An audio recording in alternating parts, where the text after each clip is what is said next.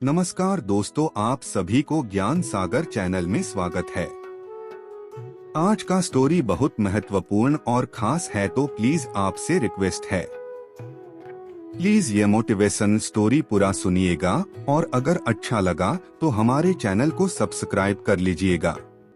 चुप रहने का महत्व। दुनिया की सबसे तेज छुरी हमारी जबान है और दुनिया के सबसे खतरनाक हथियार हमारे शब्द हैं, जो बिना किसी का खून बहाए लोगों को अंदर ही अंदर मार सकते हैं।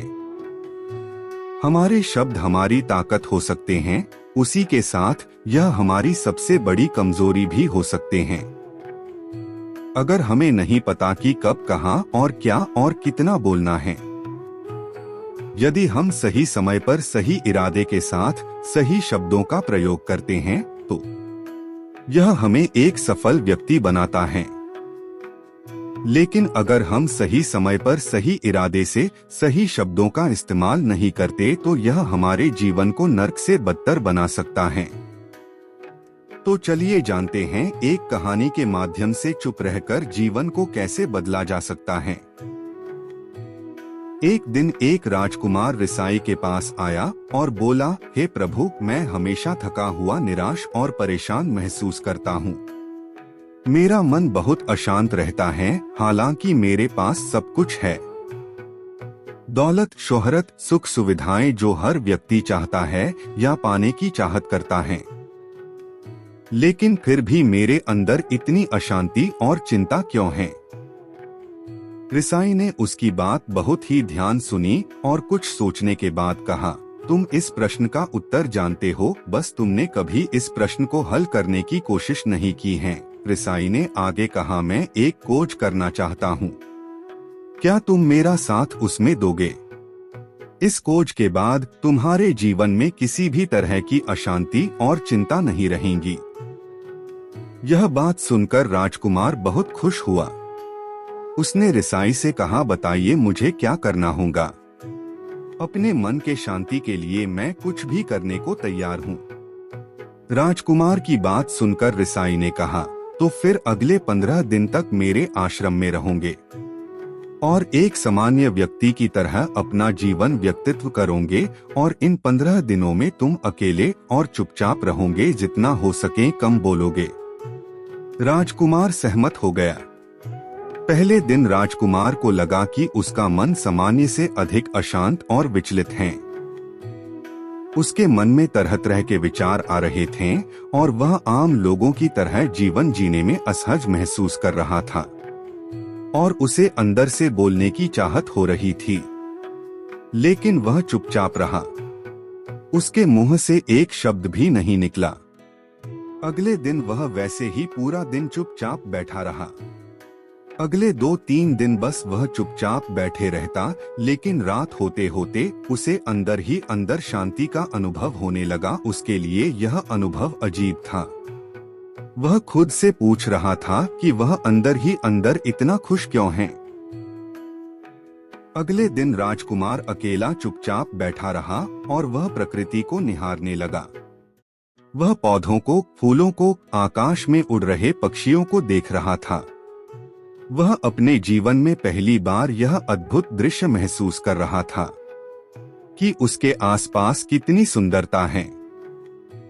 अब वह दिन भर प्रकृति की सुंदरता को निहारता रहता और ताजगी महसूस करते रहने लगा था। इसी तरह से 10 दिन बीत गए थे और उसके मन की सारी बेचैनी, सारी हलचल और सभी तरह के तनाव गायब हो गए। 11वें दिन की सुबह राजकुमार फिर से एकांत में बैठ गया और कुछ ही मिनटों में उसकी आंखें अपने आप बंद हो गई और वह गहरे ध्यान में चला गया। वह पूरे दिन वहीं पर ध्यान लगा के बैठा रहा और गहरे ध्यान में डूबा रहा। ना कोई शब्द, ना कोई चिंता। राजकुमार भीतर से असीम शांति और आनंद से भर गया। राजकुमार अपने बाकी के 4 दिन इसी तरह व्यतीत करने के बाद रिसाई के पास गया और उन्हें प्रणाम किया और बोला, हे भिक्षु महाराज, मुझे उत्तर मिल गया कि मेरे में इतनी उथल पुथल और चिंता क्यों था। मैं जान गया कि मेरा मन इतना अशांत और विचलित क्यों था। रिसाई ने मुस्कुराते हुए कहा, बताओ क्या उत्तर मिला तुम्हें? राजकुमार ने कहा, मैं जरूरत से ज्यादा बातें करता था। मैं किसी पर भी अपने शब्द और ऊर्जा व्यर्थ करता था। मैं दिन भर अपने लोगों से फालतू बातें करता और अकेले में उन्हीं लोगों के बारे में सोचता रहता था। ज्यादातर समय नेगेटिव बातें सोचता रहता और इस तरह से मैं अपना समय बर्बाद कर देता था। ज्यादा बोलने और नेगेटिव सोचने से मेरा मन अशांत और बेचैन हो गया था। इसी वजह से मैं किसी काम को ठीक से नहीं कर पा रहा था, जिसकी वजह से मैं हर काम में असफल होने लगा। और फिर इन्हीं लगातार मिलने वाली असफलताओं की वजह से ही मैं उदास और चिड़चिड़ा हो गया।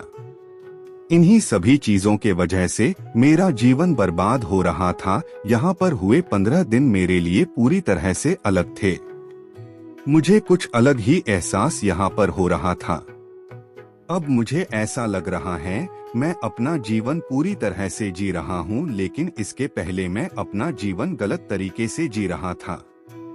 जीवन में खुद को जानना और समझना बहुत जरूरी होता है, जो मैंने पिछले 15 दिनों में अनुभव किया। राजकुमार की सारी बातें सुनने के बाद रिसाई ने कहा, सिर्फ तुम ही नहीं, दुनिया में ज्यादातर लोग जरूरत से अधिक बोलते हैं। आज भी लोग ज्यादातर समय केवल दूसरों को नीचा दिखाने के लिए ही बर्बाद करते हैं। रिसाई ने राजकुमार को चुप रहने का महत्व समझाते हुए कहा, एक बार गौतम बुद्ध से उनके एक शिष्य ने पूछा, आप ज्यादातर चुप क्यों रहते हैं? तब बुद्ध उन्हें चुप रहने के फायदे को समझाते हैं।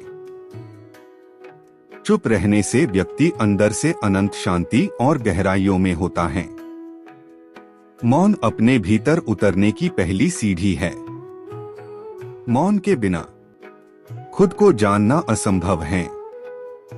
खुद को जानने और समझने का पहला नियम है, मौन हो जाओ। कम बोलने का कोई भी नुकसान नहीं है, लेकिन यदि आप ज्यादा बोलते हैं तो आप अधिक गलतियां करते हैं। अगर व्यक्ति कम बोलना शुरू कर दें तो संसार की 90% मुसीबतें अपने आप खत्म हो जाएंगी। जिसने मौन रहने की कला जान ली, वो भीड़ में भी अकेले रहने कला जान लेता है। एकांत में तो आदमी आनंदित रहता है, दूसरों की उपस्थिति ही तो बेचैनी पैदा करती है। चुप रहने की शक्ति से अधिकतर ऊर्जा को बचा लोगे। इस कहानी से हमें यह सीखने को मिलता है कि चुप रहने में भी एक अद्भुत शक्ति होती है, अगर हम सही समय पर सही शब्दों का प्रयोग करते हैं। तो हम अपने जीवन को सकारात्मक दिशा में बदल सकते हैं। चुप रहने से हम अपने आत्मा की गहराइयों में जा सकते हैं और अंदर से शांति का अनुभव कर सकते हैं। इससे हम अपने विचारों और भावनाओं को साफ करके अपने जीवन को सकारात्मक बना सकते हैं।